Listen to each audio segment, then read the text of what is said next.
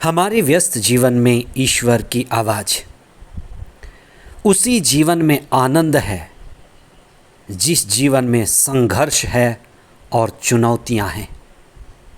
इसलिए संघर्षों को, चुनौतियों को, क्रूस को अपने जीवन के मार्ग का अभिन्न हिस्सा बना लें।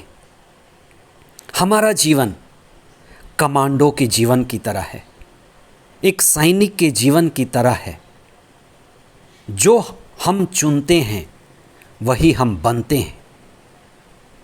कहावत है, जब हम कठिन मार्ग चुनते हैं तो हमारा जीवन आसान हो जाता है, लेकिन जब हम आसान मार्ग चुनते हैं तो हमारा जीवन कठिन हो जाता है। इसीलिए प्रभु ने कहा, तुम संकरे मार्ग में चलो, संकरे मार्ग पर आगे बढ़ो। आज हम प्रभु के इस महान शिक्षा पर चिंतन करें। 21वां सामान्य रविवार 24 अगस्त 2025। पहला पाठ नबी ईसायास का ग्रंथ अध्याय 66 पद संख्याएँ 18 से 21 तक। दूसरा पाठ इब्रानियों के नाम पत्र अध्याय 12 पद संख्याएँ 5 से 7 तथा 11 से 13 तक।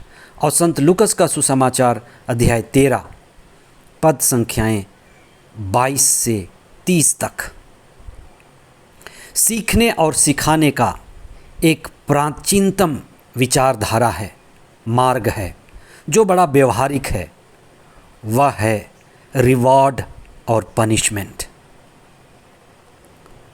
जब कोई अच्छा करता है, अच्छा काम करता है, उसको फल मिलता है, अच्छा फल मिलता है। जब कोई बुरा काम करता है उसे सज़ा मिलती है। हम सभी जब छोटे थे, आज बड़े हो गए होंगे, अपने जीवन की सीख को देखें तो आपको पता चलेगा कि सीखते समय हमें कई बार सज़ा मिलती है। पढ़ाई के क्षेत्र में, खेल कूद के क्षेत्र में और किसी भी क्षेत्र में जहां आप पारंगत हुए हैं, सज़ा के मार्ग से गुजरे हैं। उस सज़ा का उद्देश्य सुधार था, मार डालने के लिए नहीं, आपको परेशान करने के लिए नहीं, लेकिन सुधार के लिए। जीवन कई चुनौतियों से भरा है, संघर्षों से भरा है, क्रूस से भरा है, और ईश्वर उन्हीं के द्वारा हमें कई बार शाबाशी देता, तोहफा देता और हमें सुधारता भी है।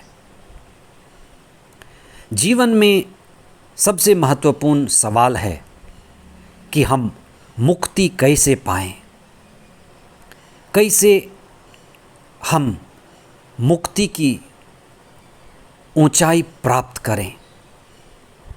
प्रभु का एकमात्र मार्गदर्शन है, संकरे मार्ग से प्रवेश करो। मुक्ति की सवाल, मोक्ष का सवाल, अनंत जीवन और ईश्वर के राज्य में प्रवेश पाने का सवाल सभी के लिए सार्थक है। धर्मशास्त्र में इसी विषय पर सबसे अधिक बातें कही गई हैं और इसे स्पष्ट किया गया है। ईसा भीड़ से घिरे रहते थे। भीड़ में से किसी व्यक्ति ने आज के सुसमाचार में पूछा, गुरुवर, कितने लोग मुक्ति पाएंगे? 12 लोग जो आपके शिष्य हैं, 72, 1000, करोड़? ईसा ने संख्या में जवाब नहीं दिया, बल्कि ईसा ने कहा, और ईसा का जवाब बड़ा महत्वपूर्ण है जो सभी के लिए है, संकरे मार्ग से चलने का प्रयत्न करो। आज हम इसी संकरे मार्ग पर चिंतन करें कि प्रभु क्या कहना चाहते हैं। संकरे मार्ग पर चलना सद्गुरु का आदेश है, प्रभु ईसा का आदेश है। और संकरा मार्ग क्या है और चौड़ा मार्ग क्या है?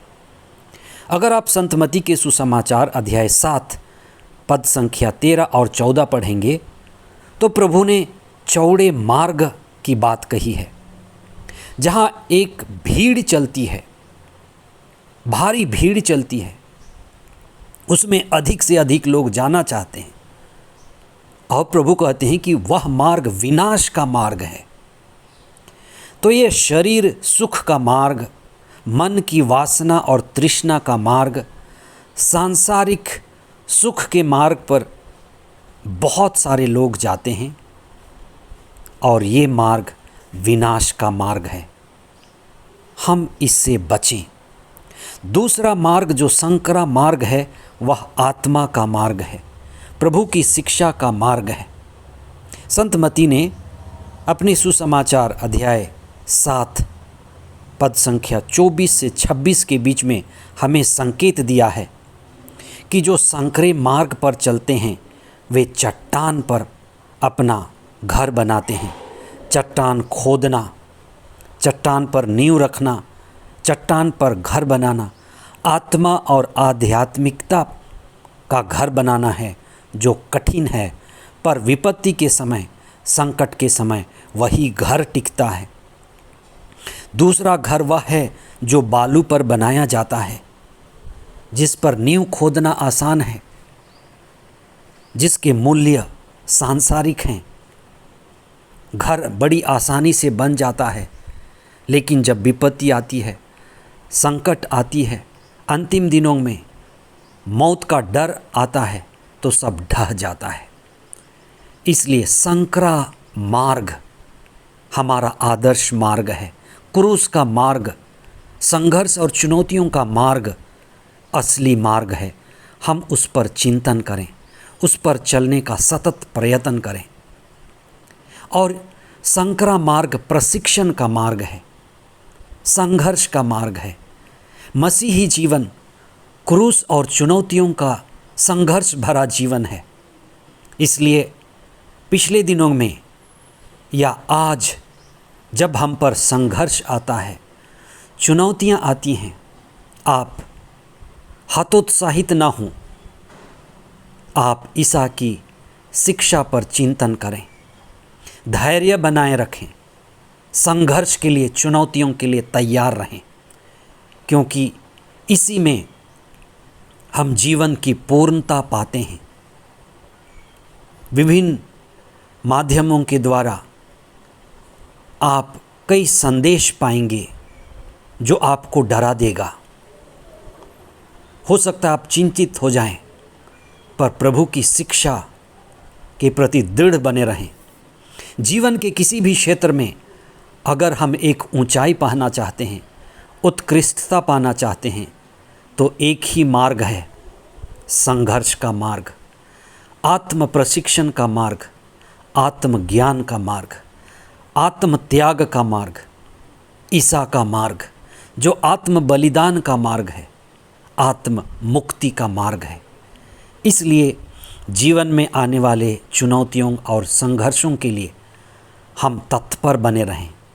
जीवन में उत्सुकता बनाए रखें कि ईश्वर हमारे साथ है और हम अपने जीवन को पूरी तरह से प्रभु को समर्पित करें। आज के दूसरे पाठ में जो इब्रानियों को लिखा गया है, प्रभु का वचन कहता है कि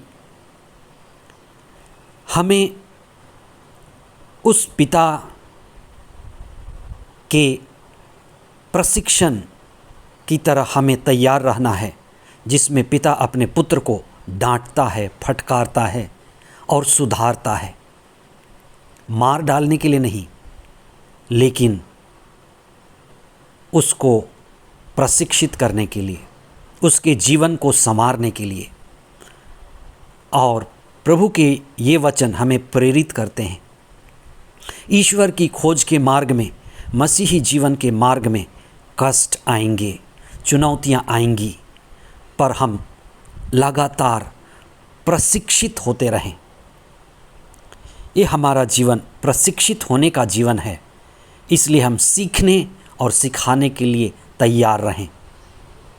आज के पहले पाठ में नबी ईसायास ने एक नई यरूशलेम की भविष्यवाणी की है।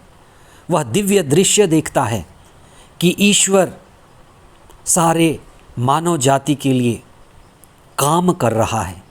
ईश्वर सारी मानव जाति को जोड़ना चाहता है, एक सूत्र में बांधना चाहता है, और धीरे धीरे यह संभव होगा कि सभी भाषा भाषी, सभी समुदाय के लोग, सभी संप्रदाय के लोग प्रभु में एक होंगे।